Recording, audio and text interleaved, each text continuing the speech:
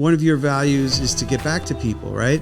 So if you're away at a conference and this emergency comes in and they can't reach you, well, they know this person that's calling needs to be returned a call right away because that's one of our values. We got to get back to them. Even if it's, hey, I haven't spoken to Mark yet and I need more time, but they know without you being there what to do. Yeah. And it allows you to free up your time so that... Matt Weiss, what's up? Hey, good to be here, Mark. How's it going? Good. After all the hubbub of the Entrepreneur Organization's annual event, it's nice to kind of sit back and kind of chillax just a little bit, right? Absolutely. I was a volunteer. I didn't get paid for a year and a half of work putting that conference together, but it was great having you there, and you did great in your speaking engagement for us, so thank you for coming up. Yeah, honored to be there. How many people were actually at the event? Roughly 600. 600. Big event. Entrepreneurs from the whole East Coast, all the way from Boston, Nashville, all the way down to South Florida. Yeah. And how long have you been a member of EO? Only since 1996. Only since 1996. So cool 25 plus years. Yeah. And I've gotten so much value from it, learning different best practices and learning to get myself out of my business, which we'll talk about, that I'm happy to give back, happy to volunteer for EO because I've gotten so much out of it. I'm happy to get back to it. You know, so I think that there's a lot of understated value with hanging out and being around people that are motivated. They have the right mindset. They're thinking the right way. They're thinking bigger, you know. And something struck me that was pretty funny that happened at EO. There were two separate occasions where members asked me to not ask me, but almost like encourage me to break rules, right? So I was like, this is how entrepreneurs think. I was at... I know I was setting up my podcast booth and I was like, I'm a little worried though, because I'm right across from the DJ. There's gonna be a lot of sound. He's like, well, just move your booth over there. I'm like, am I allowed to do that? He's like, just do it. And I was like, okay. Yes. That's the entrepreneurial mindset, right? Do it first and then ask for forgiveness later on. Right. Yeah. Right. Sometimes it's better to ask for forgiveness than permission, right? Yes, exactly right. Yeah. Although, in some instances. In some instances, right. It's not always recommended, but I'm kind of more of that ilk where I'll just take liberties and worry about it later on. Move fast and break stuff, right? Yes, yeah. Because I really feel like that's kind of what the entrepreneurial spirit is about. It's about not going with the status quo. It's about looking at the problems and trying to invent a solution that hasn't been brought up by the status quo. Well, that's exactly right? Why do something that's already being done well by someone else, right? You got to hopefully advance that, improve that in some manner. Yeah, at a certain point, though, you know, we need systems in our businesses, right? So what's the name of your law firm in New York? Yeah, so my law firm's called Weiss Associates, PC. We've been in business since 1991, and primarily what we do is fight traffic tickets, speeding tickets, red light tickets, any type of moving violations throughout the whole state of New York. And I have about 20 to 30 lawyers that work for me, and they cover Syracuse, Ithaca, Buffalo, obviously the 5 boroughs, Long Island, and everywhere else in between. And now you're really focused on filmmaking here in South Florida, but how did you identify the places in the systems that you didn't need to be a part of in the law firm so you could step back and focus on your other endeavors? So that's a great question, and it's a bit of a story, if that's okay. I went to an EO event, and you just mentioned how so many great things happen at these EO events in between the sessions, when the speakers aren't even speaking, when you're just hanging out with your peers, right? And walking from the speaking session to the after hours, I'm with a buddy of mine, and he was telling me all the different things and travel, and I'm like, don't you work? How do you do that all? And he said to me, Matt, my business is for my life. My life is not my business. My business is for my life. My life is not my business. And that really resonated with me. Like, he's right. I'm going in, doing it, working hard, getting stuff done, frantic. And I'm so busy with a job. And my goal should be to have a business that supports my life, right? And so with that mindset and vision in place, it allowed me to figure out, okay, I got to get myself out of my business. I'm doing too much in my business. I'm too busy. I need to get more free time so I can enjoy my life and travel and do fun things like my buddy that I mentioned. But did things start to fall apart as soon as you took your hands out of the mix? No, well, first of all, it didn't happen overnight. It takes time. right? If you're all in on your business, you can't just one day say, okay, I'm not doing anything. It doesn't work that way. But what I did, and this is the formula that I share when I do my public speaking, is it's a threefold formula. And the first thing you want to do is you want to write down all your responsibilities. What does your business depend on you to do? And I wrote a whole list of things. What do I do? And if I don't do it, it's not getting done, right? So I have this full list, and I looked at the list, and as I said, it's a three-pronged process. So the first thing is, on this list, what should I not be doing? And not only me, but anybody. It's just not productive to be doing. And I like to call that abdicate. So that's the first kind of filter. And for instance, I was doing some real estate, buying and selling apartments, and they always are delayed, and there's a problem, and you don't have the certificate of occupancy for the porch that they built outside or whatever. And it was just always a nightmare. And even though the fees were a lot more than the traffic ticket business, that business just was fluid and kept going every day. So that was an example of an item that I abdicated and took off my list. Then I looked at the small list and I said, okay, what are the things that still have to get done, but I don't want to be doing anymore, and no one else should be doing anymore. So it still has to get done, but somehow it's got to get done. And that's where automate comes in. So I figured out different systems and processes that could automate certain things that I was doing. So at 3 a.m, someone with a traffic ticket would email us from our website. And if I was up, I'm answering this in a customized way to give that advantage over people that are waiting till Monday morning or 9 a.m. the next day by customizing responses. So using, and I know you're a tech guy, using Google filters and in my Gmail, as well as Google canned responses, and I'm happy to get into the weeds in that if you're interested. We were able to automate our answers. So if you got a Queen stop sign ticket and you wrote us a message, you would get a response back in the subject line. It would say Queen stop sign ticket, and it would also say that this ticket carries 3 points and you may want to fight it for these reasons. And so basically I was able to automate the answering of those tickets, but that's just one example of other things that needed to be automated. Right. So now my list is much smaller, right? Because I have abdicated and I've automated. And now finally, these are the remaining things that still have to be done by a human, right? Because we didn't get rid of them and we didn't automate them because we couldn't. So now we have still stuff that I do that a human needs to do, right? And so that was delegate. So that was is the third prong of the test. So it's abdicate, automate, and then delegate. Obviously, it's clear what delegating means, but the hardest part, I believe, for any entrepreneur is the sales. Because there's no one that could sell the service of fighting your traffic ticket better than me, right? Yeah. And I think most entrepreneurs in their business feel that they can sell their product or service better than anyone else who's out there, and they probably can. So the light bulb moment I had was 80% of me is better than 100% of me. 80% of me is better than 100% of me. And what I mean by that, Mark, is if I can train someone to be as 80% as good as me, that's good enough, because I just freed up hours and hours of my week so that I don't have to do this responsibility anymore. Right.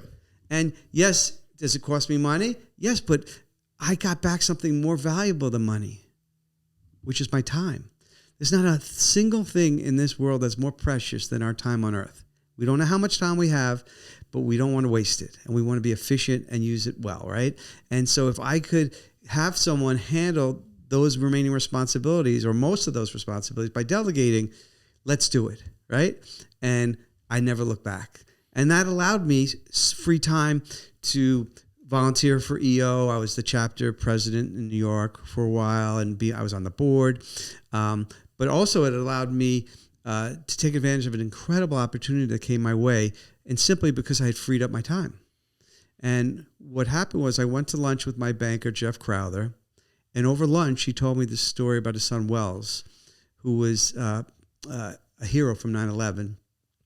And I was just blown away. I thought it was one of the most incredible stories I ever heard.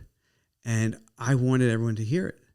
And because I had gone through this process of freeing up my time, I was able to get permission and use that time to make a documentary about Wells. And that led to winning awards, walking red carpets, directing Gwen Paltrow. All right, let me say that again in a different way. Matt Weiss, the traffic lawyer from New York with no experience or training in the entertainment space, got to direct an Oscar-winning actress. Like, how amazing is that? That's a testimony to this idea that it's never too late to start something new. Oh, definitely. In fact, if you're not trying new things, if you're not trying to change, you're not growing, right? And it's so easy when you're 30, 40, or even older to get stuck in doing the same thing over and over again. And that's why you are, and you pigeonhole yourself. And that's not true. You can pivot, you can change. You don't always have to be what you are now. Well, and I think knowing the right time to move and change and shift is important too, because it's easy to get that syndrome where you're just looking at, that shiny object, this shiny object, this shiny object. I know I suffer from that. I'm sure there's some listeners that do as well. But I just want to reiterate this point because I think this is really important. I'm doing this in my podcast agency, is how do I step away from being in the weeds, is abdicate, automate, delegate, basically writing down a list of items and tasks that maybe shouldn't just be done at all. They're just, well, no, you write down everything that you do. Mm-hmm. What do you do for your podcast? Everything. And you're the talent, right? You're asking the questions. So that's something that's going to be probably something that you're never going to give up, right? Right. Because you're the voice. Until AI Mark can do all the recording. Well, there you go. Unless you get AI Mark, right? Who may be better? Who knows? Right? It probably will be. Probably, in many ways. But certainly, the other stuff that you don't do, freeing up that time so that you can pursue other things, whether it's being with your family or other business ventures, whatever it might be. So it's really writing a comprehensive list of everything you do, not just what you shouldn't be doing, and then going through that analysis. Okay, abdicate. What shouldn't anyone be doing? Automate. What can we get non-humans to do that still needs to get done? And then finally, what can I give out to other people to do so that I don't have to do it? Yeah. So it's funny. At the Nerve event, we're there for about a week. I was fully focused in the zone, and there were problems that were happening back at the home Ford at the agency. And historically, those are the types of problems that I would just hop in and I would fix because, I can just fix it. It only takes a few minutes. But it was interesting to see the team step up, handle problems. And it felt a little bit nervous at first because I like to be the guy who's on it. But the problems got solved. Crisis averted. And to your point, 80%. I think that's really becoming more and more important to me as I focus on, as I want to focus on creative work too. Well, to your point, getting out of your business is the single best way to see how it's doing, right? Yeah. And if everyone relies on you as a decision maker, then you're going to be immersed and in the weeds. You're never going to get out forever, right? So you have to kind of make them empowered to make decisions. In fact, I would encourage you, when one of your coworkers asks you a question, ask them right back, well, what do you think we should do? Yeah. Yeah. Right? And see what they say and empower them that way. There's a great book called Turn the Ship Around by David Marquet. And he he was in charge of a $2 billion submarine, the USS Santa Fe. And he would tell his crew, and by the way, they were the worst rated crew and turned around to the best rated crew in the Navy, which is pretty insane. But he would have them change their words, and the simple semantics was a huge difference for them. So instead of instructing them to dive down to a certain amount, he would say, where should we dive down to? And they would say, I intend to dive down to, let's say, 800 feet. And then he would say, proceed or not proceed. But by having that helmsperson saying what they intended to do, they owned it. That was their responsibility, and they gave it a lot more thought than just being a parrot and doing what they were told to do. Yeah. So that's a great example of empowerment. Totally with you there. Inspiring team is important. Make sure the right team is at the right place. And yeah, anyway, I'm always trying to do that with my staff. Now, do you have values for your business? Do I have values for my business? Yes, you listed out your values. No, that's an interesting question. I wouldn't say that we necessarily have values. I mean, there's stuff that I think is intrinsic, but maybe not necessarily being written on the banner of the site like that. Maybe it should. Sure. And it's more than just a writing. It's got to be your culture, right? It's part of who you are, right? If you don't create values, well, then you get values by default. Yeah. Right? Well, okay. So actually we do have some values. So I'll just repeat them here. So first value is we do what we say we're going to do. Because nothing drives me more nuts than someone saying, I'm going to do it here. And it's not like, do what you say you'll do. Yep. We are going to continue to innovate and try the newest tech. We're always going to try the newest AI. And we're going to communicate promptly with each other. So it's vertical and horizontal. So that's kind of, those are our core competencies, our core values. It sounds like 1 and 3 are similar. Pretty similar. Yeah. But I would actually encourage you to figure out if you had some others, get 4 to 5 values for your business. And the reason I say that, this goes back to our discussion about empowerment. When you have values, they replace you in a good way.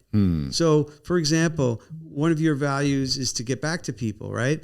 So if you're away at a conference and this emergency comes in and they can't reach you, well, they know this person that's calling needs to be returned a call right away because that's one of our values. We got to get back to them. Even if it's, hey, I haven't spoken to Mark yet and I need more time, but they know without you being there what to do. Yeah. And it allows you to be free up your time so that you don't have to make every decision. They can just look at the values. One of ours in our law firm is to be honest, even with bad news. And, when you do 3,000 to 4,000 tickets a year, it's a lot of balls in the air, right? And I could be honest with you, once in a while, not often, but once in a while, we make a mistake because we're human, right? It happens. And when we do, they don't need to call me and say, hey, Matt, the lawyer didn't show up for this case because I forgot to send him the paperwork. And now we got to get him a new date or plead him guilty. And so they know, all right, we got to be honest, even though it's bad news. They call up and say, hey, I know this is what's happened. This is not what we normally do. We're sorry. I know it doesn't make us, it doesn't help you because out of the thousands of people, you're the one that get affected. But we're going to, refund your money and we apologize for this incident. And we're going to, next time you have a ticket, please call us back. We're going to take extra care of it. But they don't need me. They literally don't need me. So you have the values, input, you've empowered the team. It's tell them what to do. You're empowered. You know what to do. As long as you follow those values, I can't get mad. I can't get angry. You're doing what I would do. Yeah. Yeah. It makes sense. I'm going to definitely put that on my list. And everyone who's watching on YouTube, I commend and I'd ask you to do the same. List your core values. And I'll probably use ChatGPT to help me out because, that's a bad idea. Right? Why? I can't use that. The robots can't tell you what to do. You can't use it for everything. All right. So this is the exercise. I'm going to encourage you to do this exercise. I'm going to sit down with your team and ask them, what are the qualities of an ideal customer? Okay. What are the qualities of an ideal customer? And people may say honesty and integrity. You'll combine those into one. But whatever those 4 or 5 items are, those likely are going to be your values. Sure. So that makes sense. It's a great way to not say, hey, what are our values? Because then people come up with stuff. But if you ask them and they relate it to actual customers they dealt with and what the right way is to deal with customers, then it's kind of like, I won't say cheating, but it's kind of an indirect way to get out what you really should be doing in terms of your. Well, I also think it's really good to have the team invest in as many decisions as possible. 100%, especially that, right? That's a core function. Is what are we here for? How do we deliver our business? Right. And if they don't buy in, then you're nowhere, right? So for sure, including them in that is a great process. Right. Totally agree. I want to shift topics just a little bit here. We're talking about this at lunch a little bit, but, I'm an AI guy. It's like all I think about all the time. And, you're in film creation. There was just a huge writer's strike. The Writers Guild of America, SAG-AFTRA was on strike. They don't want robots. They don't want AI writing scripts. And are they just out of touch? Is Hollywood out of touch? AI is here, right? They just have to accept that AI is going to be writing scripts and things like that. It's a real thorny issue. And, as we said at lunch, it's totally not fair to say John Grisham's style of writing and his storytelling formula and then write an AI book or movie using John Grisham's brand, right? That's just not right. And that's got to be prohibited and discouraged. But at the same time, AI collectively should be able to write stories. And I watched a cartoon that was done all by AI. It was amazing, right? Yeah. Well, I even just the other day I was playing with my daughter. We were using Chat GPT, and I was just showing her how to use it. And I said, write a story about the hero Addie, who has a problem. Her brother is always annoying her, and then at the end of the day, because of her brother annoying her, he saves the day or something like that, right? Yeah. And it wrote out like a perfect story with a full circle kind of ending. That's amazing. It was shocking. Yeah, and yeah. It was instant. It was done in 30 seconds. Yeah, I mean, the technology is insane, and it's only going to get better and more prevalent, and you're certainly on the cutting edge of it. My concern would be if you added to the prompt, write a story like in the voice of John Grisham, right? Yeah, and the formula of John, like that kind of stuff. That's where I think it gets problematic. And, we're still going to have writers, humans writing, but we're going to have AI writing as well. There's no doubt. I think AI is going to be writing. So like just in that quick example, like I can see all these writers in a room trying to figure out, well, what's this story going to be about and how does it end? And then someone in the back is just using Chat GPT, and it's like, Chat GPT, just give us this sick idea, and then you could just fill out the whole structure using the AI and then kind of fill in the specifics. Well, that's collaborative, though. The way your example would be a collaborative effort, right? It's, to me, troubling and sad, because I'd love to write and I'd love to create, and to see that function taken away from humans is sad to me. Especially, you look at some of the greatest writers like Hemingway, of all time, and they write so beautifully. They didn't need technology to help them. Right? Well, and Jordan Peterson said this, and I'm going to botch the quote, but something to the effect of to write is to think. And as you're writing, it helps you to flesh and think out ideas in greater detail. Yes. And if AI is just giving us, spoon feeding us everything to think, I do kind of, I get a little worried that humans are going to lose our ability to actually come up with new ideas. Yeah, our mental acuity will be impacted, and not in a good way. No. Right? When you don't have to think, like, just kids doing their homework now, they don't have to do much. No, but I can sit here in front of my computer with writer's block for hours just trying to figure out the first word, and then AI just gives me that boost to get it going. Sure. And I think if it's a tool, great. But if it's just substituting for humanity, that, I guess there's nothing wrong with it as long as it's disclosed. But it's also sad if we don't have the great writers and thinkers putting their creativity on paper or on film anymore. That would, to me, is sad. It'll be a different level. But I think about those writing rooms, and the writing room that did have 20 people all getting paid $150,000 a year. Maybe more. I don't know exactly right. What they get paid. They get, now you've got 5 people getting paid $80,000 a year, and they're just using AI to, what happens to those other 15 people, those 15 writers? You're not gonna be able to go on strike forever. They're gonna the movie studios, the producers are just gonna find new ways to get it done. Sure. I mean, arguably that's an indictment on capitalism, right? Because capitalism just goes to the cheapest cost providers to get the job done. Right. And if it can get the job done as well, and it doesn't cost you as much, if anything, it's going to be a hard thing not to pursue, because how do you compete with companies that are doing that? Yeah. And we haven't gotten into the AI celebrities yet either, because AI celebrities are becoming a thing. There's this influencer, Lil Miquela. She's got like 2 million, I think 2.1 million followers on Instagram.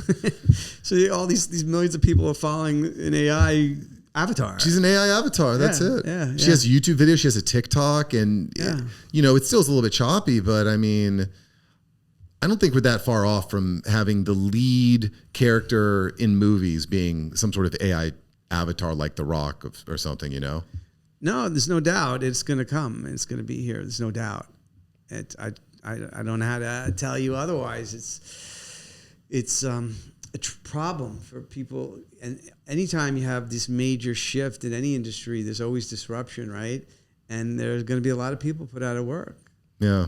Well, I think it also opens up a lot of opportunities for the people that are leveraging the tools, and they're in the right place, and they're innovating in different ways. So, with any great transition, there's going to be great opportunity too. I would think so, yeah. There's a great quote by Senna, the F1 car racer. You ever hear that?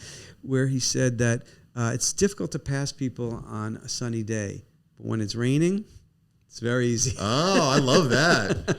That's a great quote, right? Oh, yeah, that's great. Yeah. That's great. Tons of opportunity. Cool. Well, speaking of opportunity, Matt, what is the current project that you're working on? What are you most excited about right now? Sure. Well, Man in Red Bandana was my first film. That was with Gwen Paltrow, as you mentioned, and won numerous awards. And I, honestly, I never thought I'd be making a second film. I just thought that was my focus. I was so all in, so invested that it never even dawned on me, crossed my mind, would I do this again? And a few months before we were finished, the production company that was helping me complete it invited me to be involved with their feature film, a film called Vault. It was a heist film, which is kind of my genre, mob and heist. I love those kind of movies. And they had already attached to it Chaz Palminteri, Don Johnson, among others. And I'm like, yeah, I'll get involved with that. So I got to, at a high level, I was a producer on that film. And it's obviously very different from a documentary because you got now these celebrity actors and actresses, props, scenery, sets. And it was a whole new world for me. And I'm like, this is so cool. Yet I'm a producer. I'm like at the highest level of the food chain, sitting right behind the director, watching the monitor as the scenes are being shot. And I'm like, this is so amazing, right? So when I made the first film, I knew likely it wasn't going to make money. I knew I was going to lose money. But I didn't make it as a financial venture. It wasn't an investment by any means. It was a piece of art to share with others, share with the world, and hopefully encourage others to think a little bit less about themselves and a little bit more about others. Like Wells did. Wells, who passed away on 9/11, he gave his life to save 10 strangers. Was that in Wells? Is that the security guard who went back into the building? No. That's a great story, by the way. And obviously he died as well. But Wells worked on the 104th floor of the South Tower, and he was an equities trader. And after the plane hit the other building, he told his mom, he actually told his friend he's going to get out, and then his tower came down, was hit and then came down, and after a few days and then a week, the family realized that he didn't make it. And so obviously they were devastated. This great kid, captain of his high school hockey team, and always was thinking of others first. They were, obviously devastated to lose their only son and brother. And it was just incredibly hard for them. So Allison, Wells' mom, never kept giving up looking, even though she knew she wasn't going to find his body, his person, his being, that he didn't make it. She just kept looking. And 8 months later, the New York Times did an article. And in there were 2 women who said that they were saved, led up and out by a man with a red bandana. Mm. And as soon as she read that, she's like, they're talking about Wells. They're talking about my son. You see, Wells always carried a red bandana from the age of 8. It was just this habit he got into. His father carried a blue one. He wanted to be like his dad, so they gave him a red one. And it was his thing. He wore it under his hockey helmet when he played in games. He had it to clean up spills. It was just his little signature item. And so when Mom read that these 2 women were saved by a man who had this red bandana covering his face, and that was to protect him from the smoke and dust, she said, that has to be him. And so she sends photos to these 2 women who positively ID'd, that's the man that saved me, your son is a hero. And then we're able to meet with these 2 women, and through their accounts and the New York Times article, the family was able to piece together the last hour of their son's life. Wow. Putting out fires, extricating people that are trapped. He went up and down the stairs and ended up in the lobby of the building when the towers came down. So he was just within feet of safety. And I don't want to spoil the rest of the film because there's a few reveals in there, including the ending. Like, I will tell you that there is not a better ending to any documentary you're ever going to watch. And it's all true. It's all true. It's just so poetically beautiful. So what's I think unique about the film is it is very sad, and your heart will break when you hear about him and what a great kid he was, and then how he lost his life. But then you find out his heroics, and then how many people have been inspired by him and his legacy. And then finally, at the end, we share this incredible secret, and you're just blown away. And it just leaves you hopefully feeling better than when you started. But in the process, we bring you way down. And I think that's rare for a film to be able to bring you down, but then bring you back up and leave you feeling better than you did. So there you go. That's kind of how I got involved with filmmaking. And, when you do a story about someone who's selfless and giving, anyone with which that topic and that concept is going to resonate is going to want to help you. So literally, I have people all over the country that, like I would send them a message, hey, can you send me a high-resolution photo of your child named Wells, after Wells, and can you sign this legal document allowing me to put it in the film? And they're happy to do it. When Gwen Paltrow read my script and she saw this, she wanted to be part of it. She wanted to give. Lyle Lovett recorded a song for it. Again, he heard the story. He wanted to be part of it. So it made my life so much easier because I was doing a story about someone who's giving and selfless, and other people with which that topic resonated who are also selfless participated and helped me get it done. Just kind of like you're talking about with the values. You got the great story, you got the great values, and that's what kind of inspires the people to exactly to right. Get on board. So it's interesting. So talking about values, my goal for the film was to win an Oscar for Best Documentary.